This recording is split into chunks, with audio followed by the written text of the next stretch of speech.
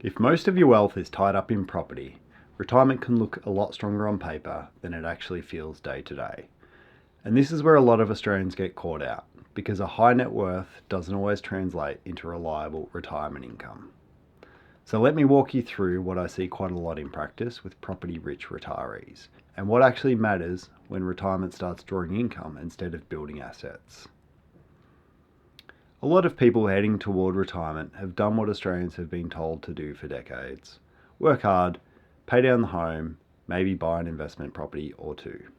And over time, those properties become worth a substantial amount of money. On paper, they look very wealthy. But then retirement gets closer, and suddenly a different question starts appearing. How do I actually live off this? Because property can absolutely build wealth over the long term, but retirement isn't built on net worth alone. Retirement is built on cash flow. And those are two very different things. Now, there are actually two versions of this problem, and they need to be thought about differently. The first is the family home. For most Australians, the family home is the largest single asset they own, but it's also largely inaccessible. The equity is real, but you can't spend it without doing something significant, selling, downsizing, or accessing it through some form of equity release.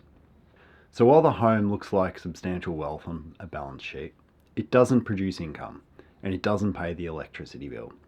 The second version is investment property. This one feels different because the property does produce some income.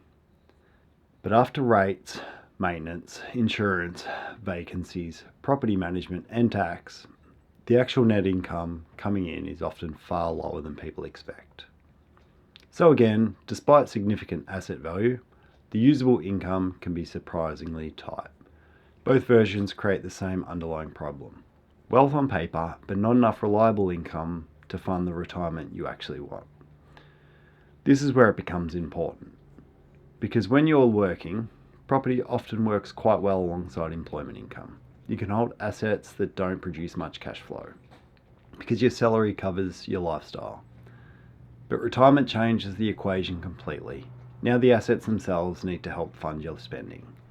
And this is where I often see the pressure start to appear with clients. They might own $1 million home, maybe another investment property as well, but the actual income available to them each year is relatively tight. So despite looking wealthy externally, day-to-day retirement can still feel financially restrictive. And psychologically, feeling constrained when you know you're technically wealthy is one of the more frustrating positions to be in.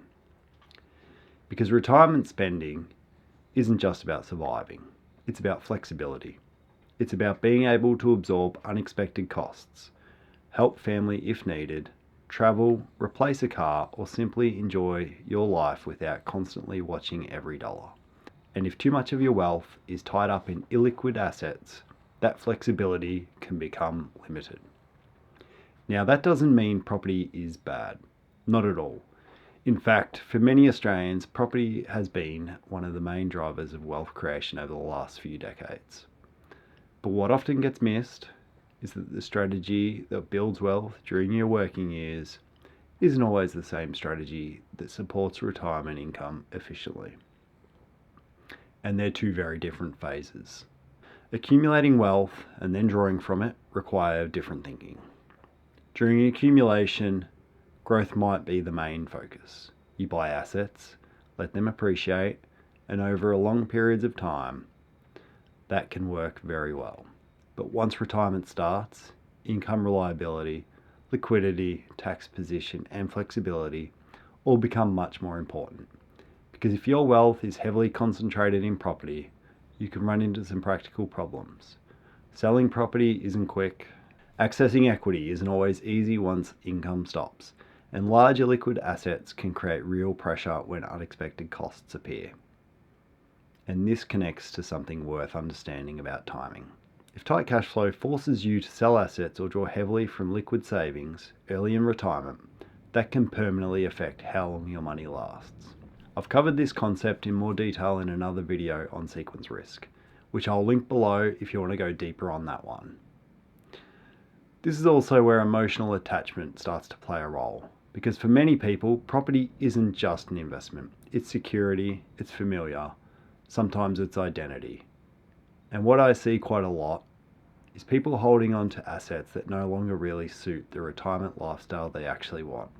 Not because the math says they should, but because emotionally, letting go of property feels uncomfortable. And again, that's completely understandable. But the practical side still matters, because if retirement income is tight, while large amounts of wealth remain locked away in assets, you can end up unnecessarily restricting your lifestyle for decades. Another thing people often underestimate is how different retirement spending feels when you're no longer earning. When income stops, even relatively normal expenses can start feeling larger psychologically. And if most of your balance sheet is sitting inside property rather than accessible investments or cash flow producing assets, that feeling can become amplified. This is where the conversation usually shifts from how much am I worth to how sustainable is this lifestyle long term? And they're very different questions. So what can actually be done about this? The options vary depending on your situation, but conceptually, there are a few worth understanding. For some people, downsizing the family home at some point makes sense. It releases equity, reduces maintenance costs, and can free up capital to invest in more liquid assets that produce reliable income. For others, gradually reviewing whether the investment properties still make sense as retirement approaches is worth thinking through carefully. The tax position changes. The income yield relative to the asset value often looks different when you're drawing on it rather than growing it. And transitioning some of that wealth into diversified investments can improve both income, reliability, and flexibility. Some people have structures that are actually working well. They just haven't mapped it out clearly enough to feel confident about what they have. And for others, things like reverse mortgages exist as an option worth understanding. Not necessarily recommending, but worth knowing about if equity release becomes relevant later on. The point isn't that one approach is right for everyone. It's that the structure underneath your retirement should actually match the lifestyle you're trying to create. Now, this is general in nature, so it's important to consider your own situation, because every property and every retirement looks different. But if I was thinking through this myself, the questions I'd really be asking are these. How much reliable income do I actually have once work stops? How accessible is my wealth if I need flexibility later on? Am I relying too heavily on one type of asset? And does my retirement strategy work practically, not just theoretically on paper? Because retirement isn't just about reaching a number, it's about whether the structure underneath it actually supports the life you're trying to live. If you're approaching retirement and want structured guidance rather than figuring this out alone, I work with Australians in exactly that position. You can find details below.